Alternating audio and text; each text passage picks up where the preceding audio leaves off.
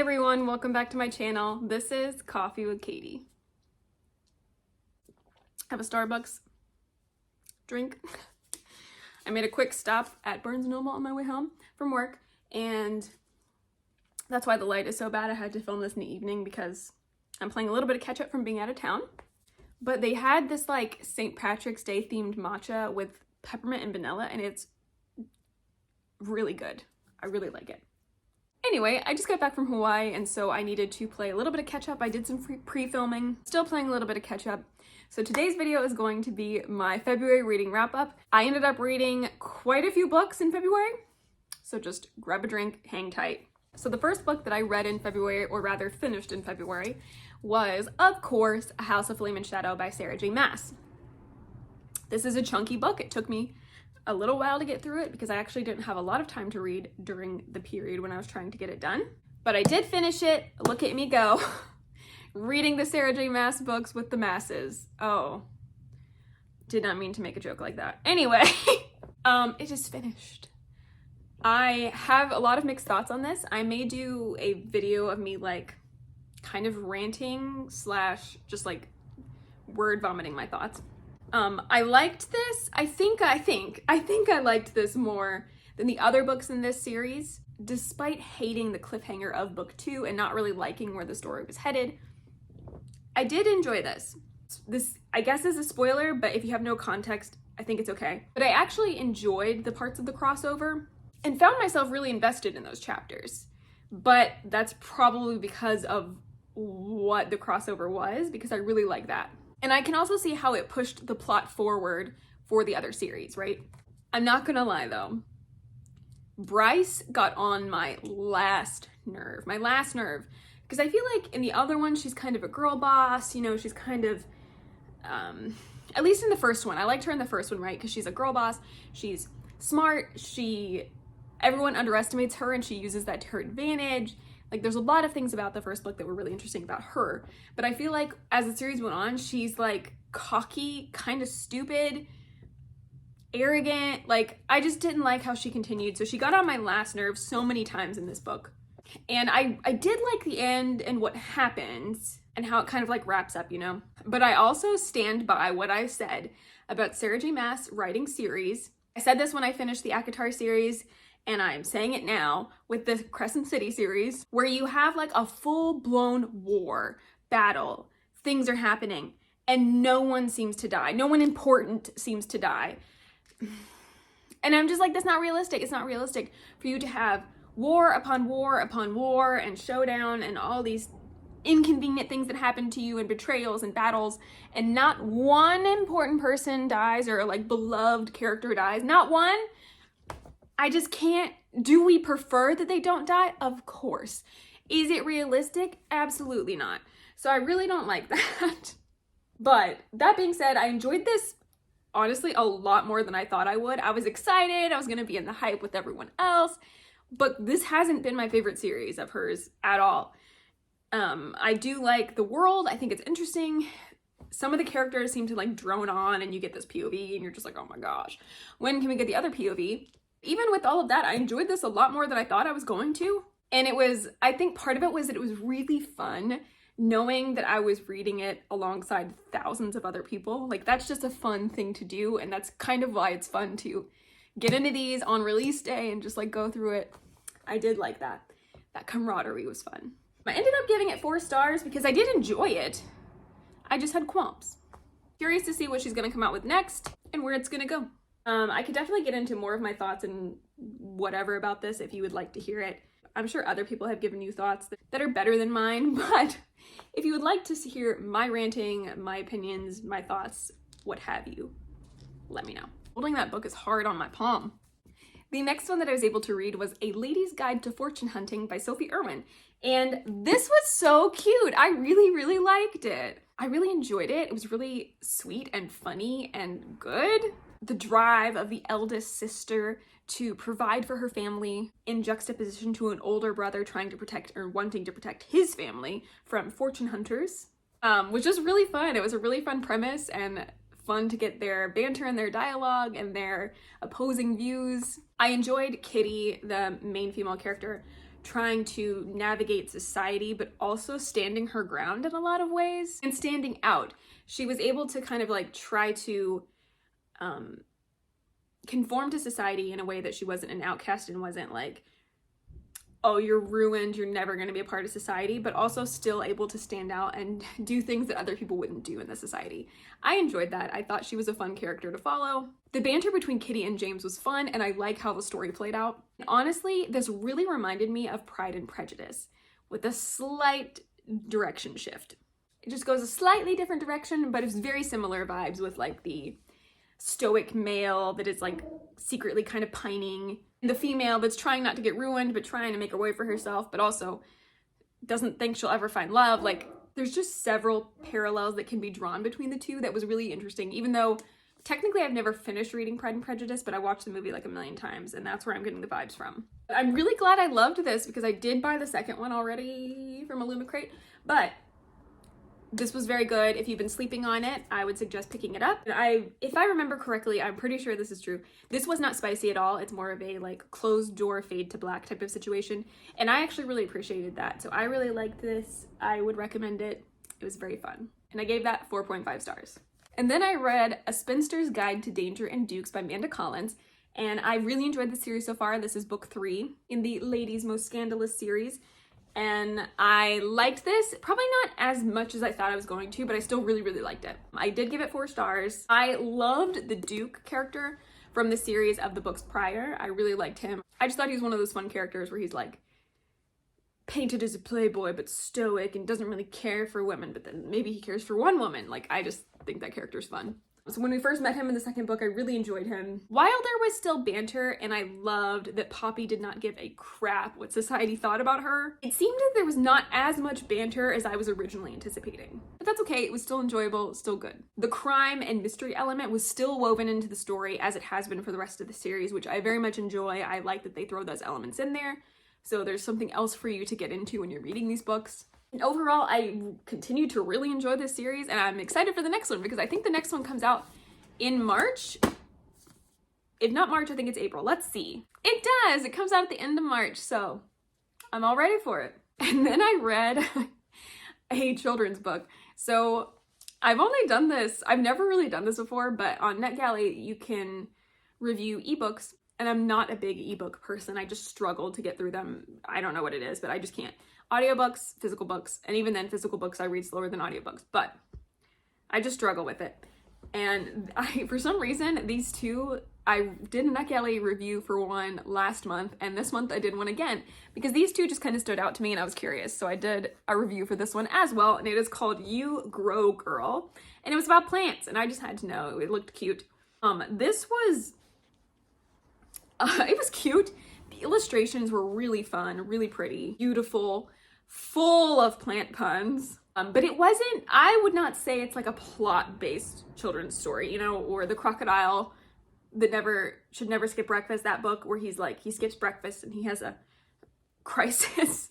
That had a plot, you know, even though it's like a very small children's book, that had like a plot. This is just like words of encouragement, encouraging messages, doing your best, affirmations, just a cute little read.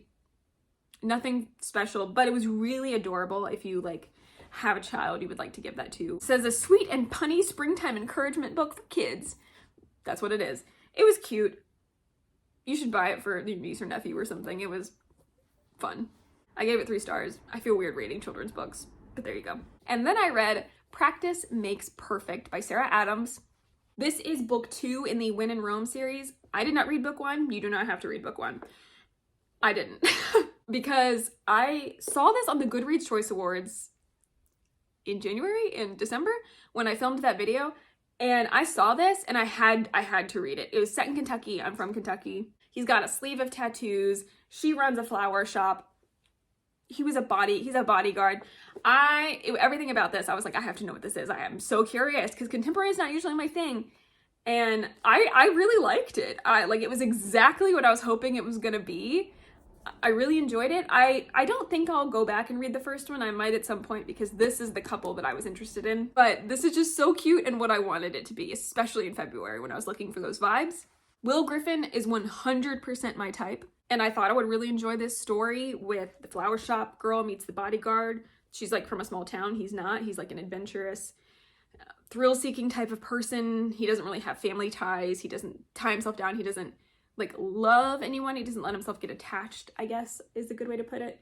And she's from a small town in Kentucky where everyone's in everyone's business. She's like the good girl that doesn't do anything wrong ever, and everybody really treasures her, but she's feeling a little bit kind of smothered by that because she doesn't really know who she is or if she's playing into people's expectations. But it was really fun. I liked it. Of course, I loved the Southern Kentucky charm. I liked that both of them end up compromising or letting themselves discover who they really are. But I also liked how respectful it was. It's not really spicy. Like, there's some moments, but it's not really spicy. It is more fade to black. I liked that a lot. It was very respectful. I really like how Will talked to her about like his attraction or whatever it was.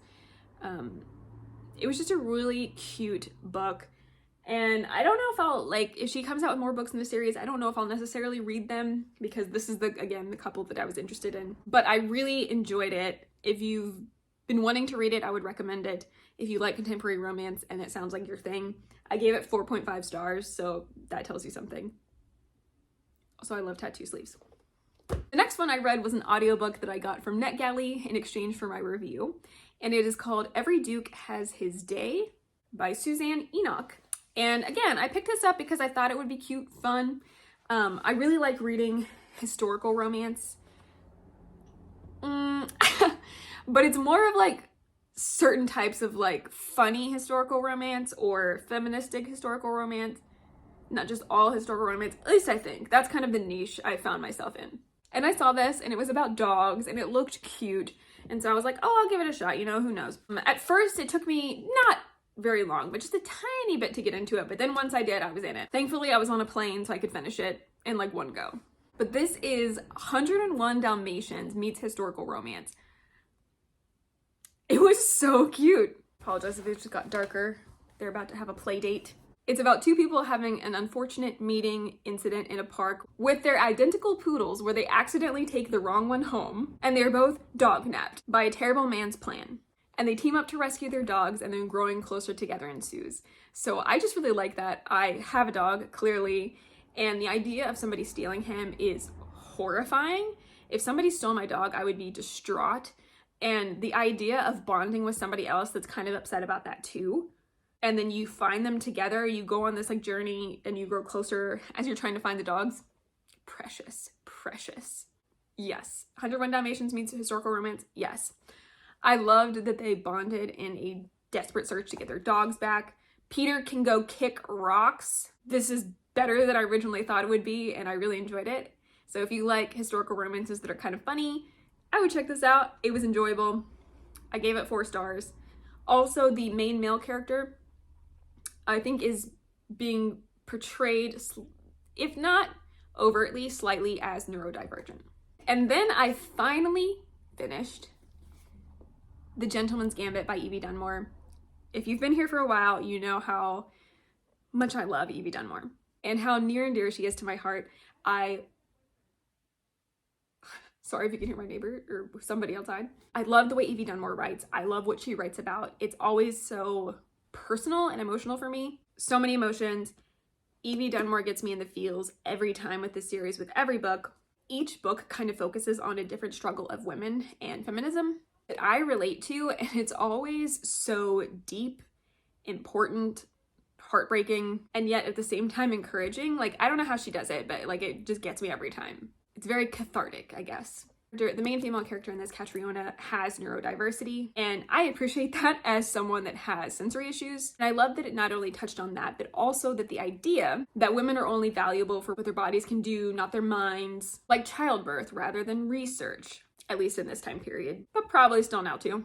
While also having a separate storyline of artifact theft and also what to do when you love somebody but feel that it could never work. Ugh. It's just so good. I have so many quotes from this book that I pulled out that are going to be like written in my reading planner for quotes of this year. So touching. I will read anything this woman writes, anything. I am sad that this series is over, but I loved it so much. Please read this series if you haven't. Please, they're so good. Oh, and I gave it 5 stars, obviously.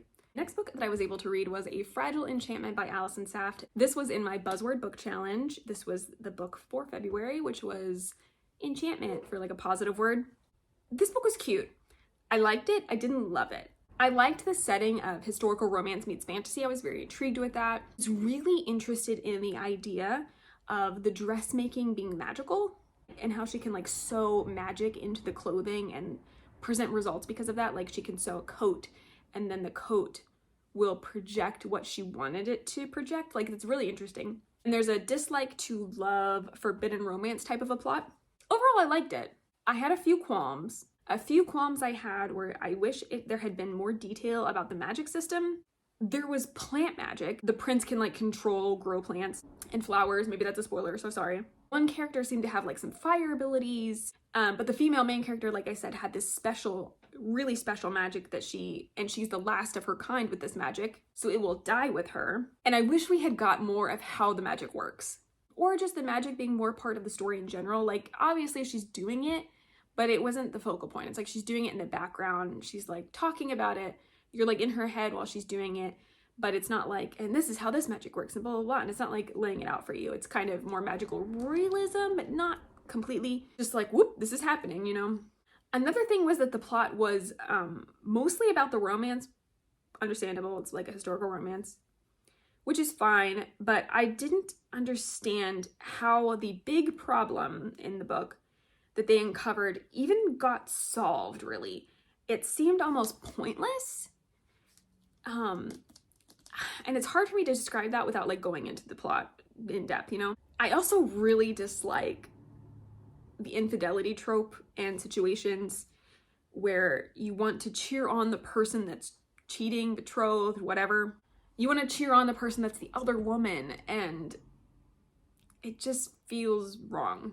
That's just a personal qualm, and sometimes it can be written in a way that makes sense, and you understand why, and I understand why, but I didn't like it in this one. It also seemed really pointless that the main character was played up to be sick.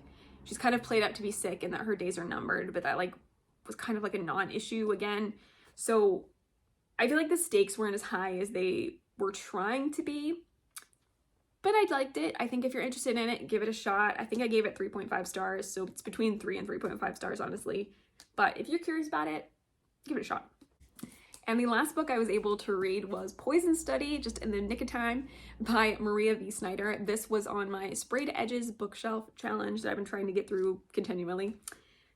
This is the Fairy Loot edition, but this has been on my radar for a really long time. It's a classic YA fantasy. It's had a lot of hype over the years, and I understand why. This is so intriguing and really good. I see why this older series has this hype. So good, and the premise of being poisoned right off the bat makes the stakes higher, and you're just invested. You want to know what's going to happen. I liked this a lot. I had a few parts where I had qualms, and you can tell on some parts that this was written a while ago. This was written like 2005, or it came out in 2005. But still a very interesting premise and execution of the premise. It was good. I liked the mystery and the magic elements, but I will say that the magic elements don't come into play a lot in the first book, but I think they will in the other books, which is interesting. I will tell you that there is talk about a past assault and kind of those situations in this book. So if that's a trigger for you, just be aware of that. I usually can't deal with assault at all in books. I'm really sensitive to that. But the way it was handled and talked about in this book made it easier for me, and it wasn't as bad. So if you do usually get triggered by that, maybe this won't, but just be aware that there is some of that content in here. Made it easier for me to stomach. Something that I didn't like was the main character has a romantic interest that's pretty far along in the book, I think, like maybe halfway, maybe more, before you really know that that's a thing. And she gets intoxicated one night because of her position of being a taster for the king. And yeah, I guess maybe I should have said the premises of all of these books, but the point of this is that she becomes the food taster for, I said king, the food taster for the commander, and to make sure none of his food or drink is poison. So she has to be trained to identify poisons, and she's given a poison immediately when she's offered the job because it has to be given to somebody whose life is forfeit. She was a prisoner. It was either be executed or do this. So she's immediately given a poison, and if she doesn't come to this guy that's training her every day for the antidote, she will die. So she's tasting the commander's food. She's the poison taster. She gets drunk because she has to drink everything he's drinking, and he drank a lot that day. And she goes to the love interest, and instead of like making a move, saying something, kissing him, she like immediately reaches for the closure of a clothing item. And I just thought that was ridiculous. I was like, no, that's not, no. Of all the things you could do, why that? I didn't like that. Took me out of the story for a second, but that's okay. Just didn't appreciate it, you know? Other than that, it was a really, really good read. I really liked it. I'm really happy that I got these, and I'm anxious to continue the series. I gave it 4 stars. Well, those were all the books that I read in February. It was quite a few books. I was trying to like rapid fire through them so this video wasn't a million years long. But of course, if you have any questions or would like any of my further thoughts on any of these books, please let me know. Comment down below what your favorite read of February was. But for now, that is it for today's video. Please like this video if you liked it, subscribe if you want to, and I will see you next time. Stay safe and caffeinated. Bye.